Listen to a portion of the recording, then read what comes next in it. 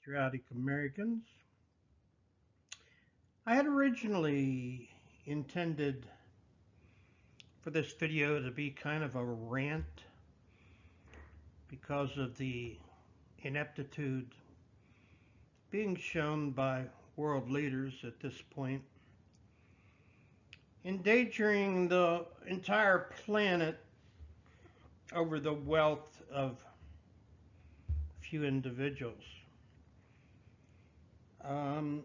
Those few individuals had to be politicians and leaders. And those seem to be the ones that gain all the money without going to jail. So the name of this is Duck and Cover. Those of you who were school children in the 50s, you know about Duck and Cover.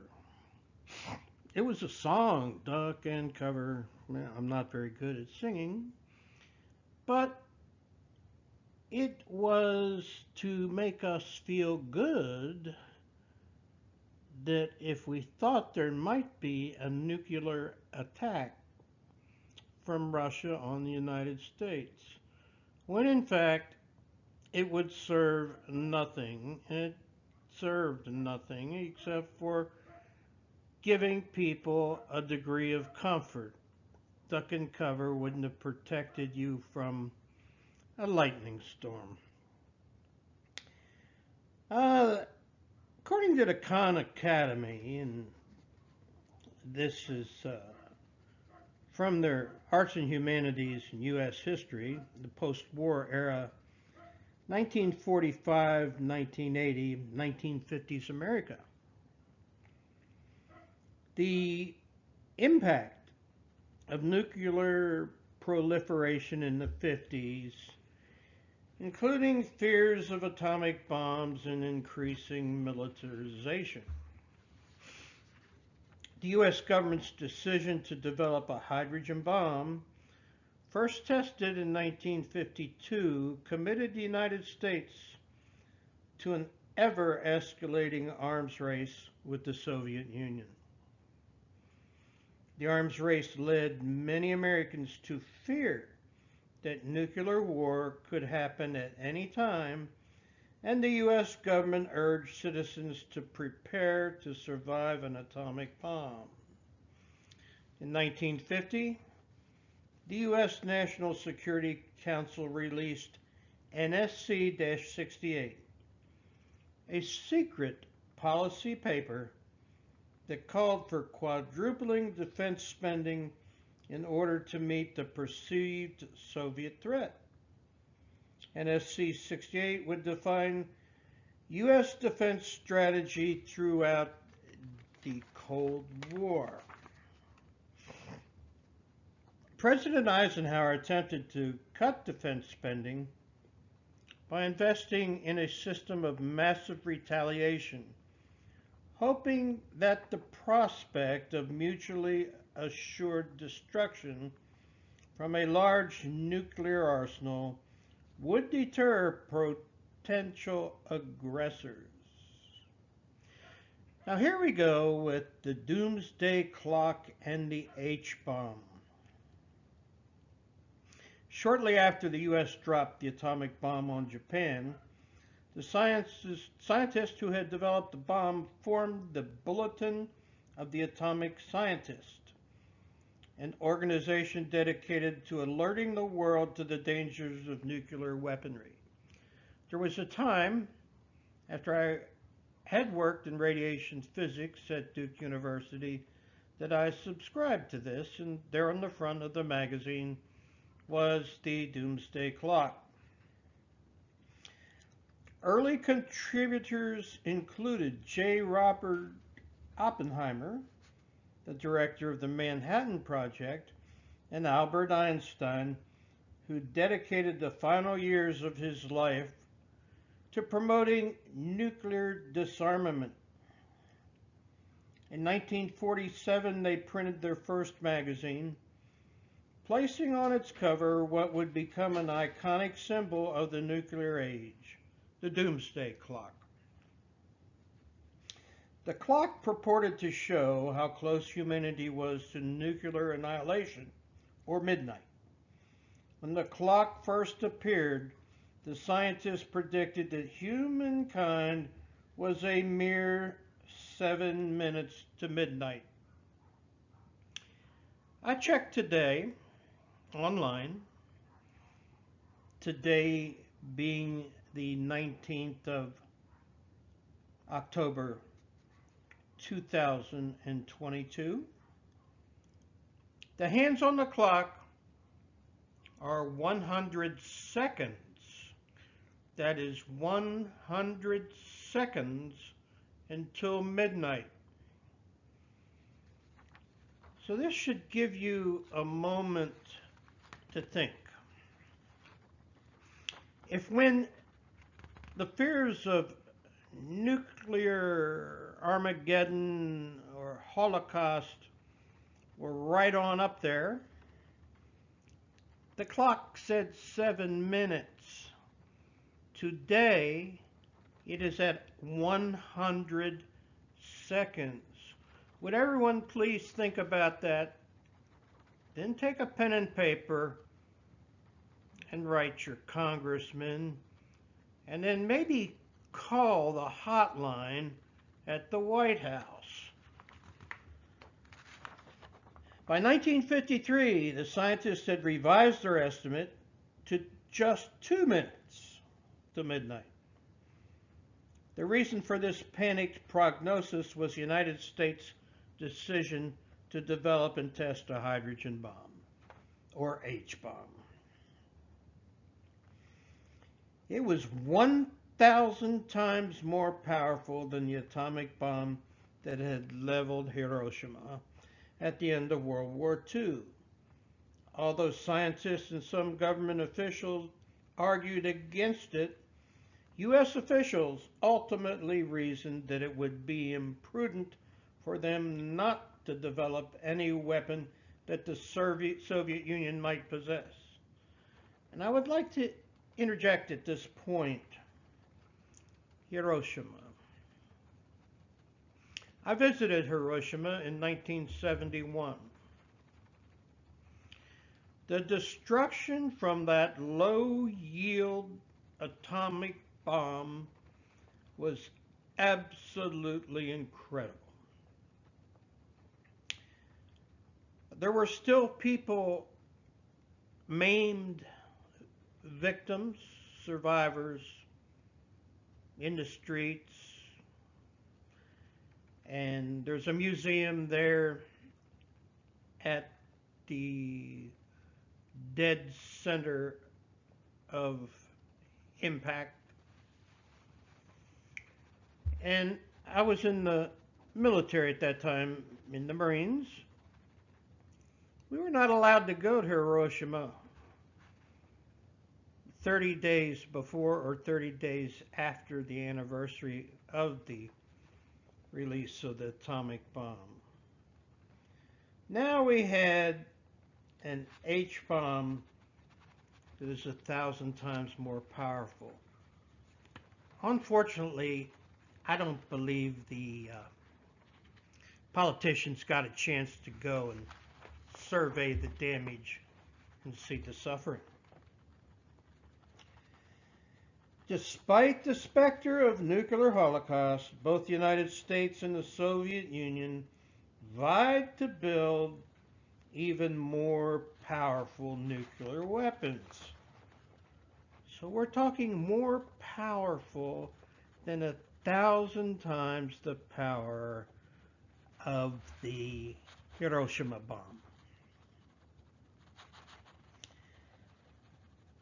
Well, the United States vastly increased its investment in national security, quadrupling its annual defense spending to $50 billion a year. Now, this was a while back, you might understand. It's hard to believe that we had to have that many nuclear weapons. The document NSC-68 became the cornerstone of national security policy during the Cold War, but it was a flawed document in many ways. For one thing, it assumed two worst-case scenarios: that the Soviet Union had both the capacity and the desire to take over the world, neither of which was necessarily true. With both the United States and the Soviet Union stockpiling nuclear weapons, fears of nuclear warfare pervaded American society and culture in the 1950s. Schools began issuing dog tags to students so that their families could identify their bodies in the event of an attack. The U.S. government provided instructions for building and equipping bomb shelters in basements or backyards, and some cities constructed municipal shelters. Nuclear bomb drills became a routine part of disaster preparedness. Being in Pennsylvania at that time, we had a lot of military supply depots and bases, and duck and cover was a normal thing, and a noontime air raid siren was as well. The civil defense film Duck and Cover first screened in 1952, and it sought to help us school children protect ourselves from injury during a nuclear attack by instructing them to shelter and cover themselves to prevent burns. Though ducking and covering hardly would have helped to prevent serious injury in a real atomic bombing, these rehearsals for disaster gave American citizens an illusion of control in the face of atomic warfare.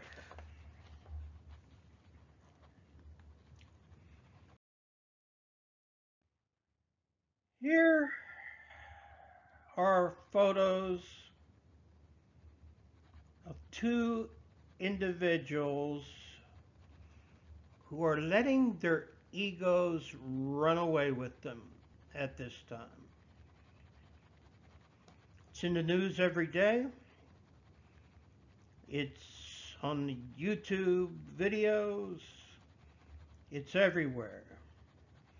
On the left is the demented fool, and on the right is the megalomaniac.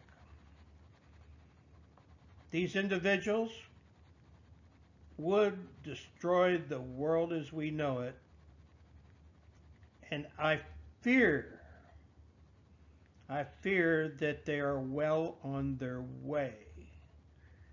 They will not let their egos back off of the Mr. Macho image that they have developed for themselves.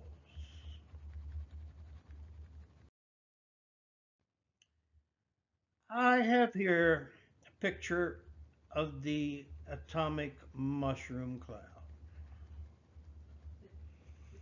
Now, Edward Teller, along with Robert Oppenheimer, were instrumental in the developing of the original atomic bomb. Teller is quoted as saying, "There's no system foolproof enough to defeat a sufficiently great fool." Now let that sink in when we're talking about two great fools.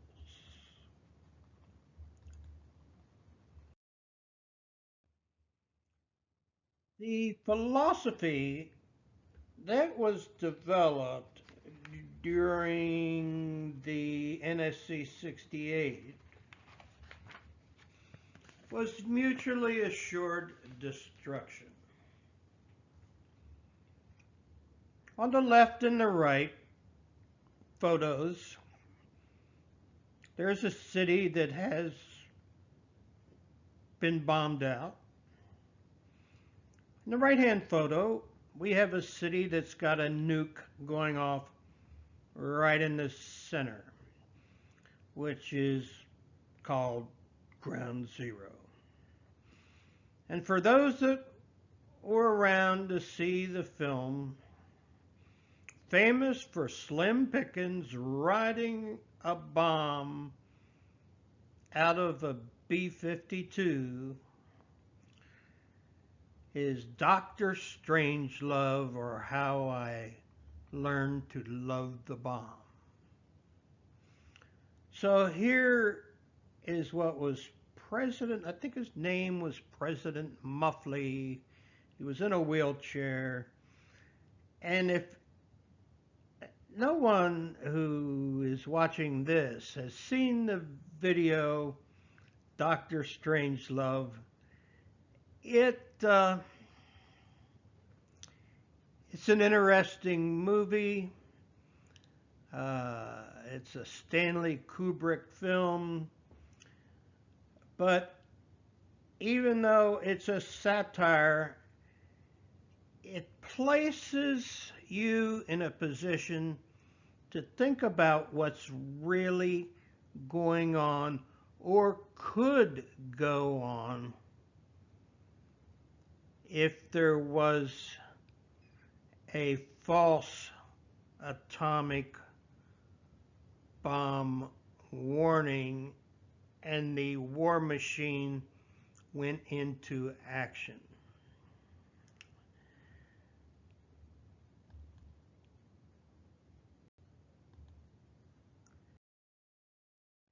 Now, on the left and on the right are photos of what I would describe as a nuclear winter after all the fallout and tons of Earth that were in the atmosphere cleared out enough so that you could take pictures of what the devastation looked like. Now, we certainly don't see any farmers' fields, or since we're in a distribution society, where are the trucks full of food? Oops, where are the people? This is what we've got to look forward to if someone doesn't put a stop to this foolishness and these idiotic displays of machismo that are happening right now in our world.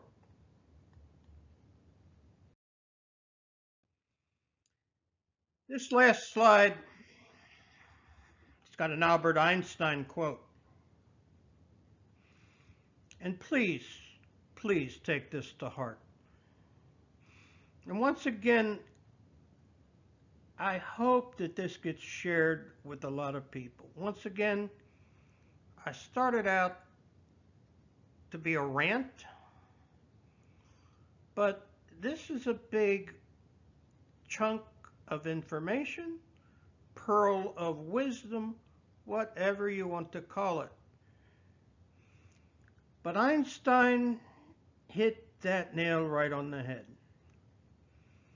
This quote is, "I know not with what weapons World War III will be fought, but World War IV will be fought with sticks and stones." Take that to heart, people.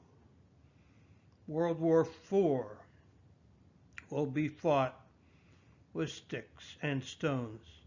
Oh, and in the center, there's a picture of 3 of the World War IV Special Forces dudes. Well, this is Snakebite Bill bidding you farewell for now. And please think about what you've seen. And I hope that more than 20 people see this video, but if you've seen it, please communicate with those in power. I don't care what party they belong to. I don't belong to any party. I belong to the human party. Once again, Snakebite Bill saying Semper Fi.